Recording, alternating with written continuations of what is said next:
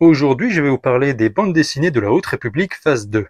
La Haute République, c'est un sacré bazar et on ne s'y retrouve pas à chaque fois. Il y a des personnages qui vont faire partie d'une histoire mais qui vont aller dans d'autres histoires. Tout s'entremêle et c'est souvent très difficile à suivre. La phase 1 comporte énormément de médias différents et on a la phase 2 qui est en bleu, qui elle se passe 150 ans avant la phase 1. Donc elle se passe aux environs de -382 avant la bataille de Yavin. Là aussi, c'est un peu le bazar, c'est très lié à la phase 1 et leurs méchants, mais la BD dont je vais vous parler aujourd'hui est assez facile à aborder. Et dans cette histoire, on va y suivre deux Jedi, Vildar Mak et Mati. Un padawan et un maître qui ne se connaissent pas mais qui vont devoir faire équipe. Ils se rendent sur Jedha, l'une des planètes visibles dans Rogue One, une planète où chacun est libre de pratiquer la Force comme il l'entend. On y retrouve donc énormément de groupes d'utilisateurs de la Force, certains venant du Légende d'ailleurs. Déjà, c'est très intéressant de voir tout ce petit monde. Ils y mettront aussi en scène les gardiens des Whills, qui sont aussi dans Rogue One avec Shiro Timway.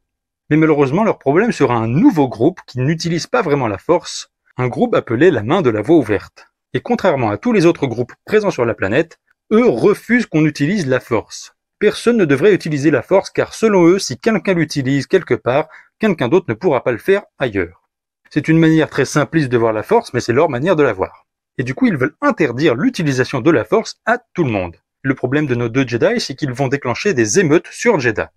Des émeutes qui avaient un but, distraire l'attention le temps de récupérer un ancien artefact Sith. Les personnages sont assez sympas à suivre, l'histoire aussi. Elle est un peu compliquée au début, il y a beaucoup d'utilisateurs de la Force présentés dès le départ, mais on est vite pris dedans.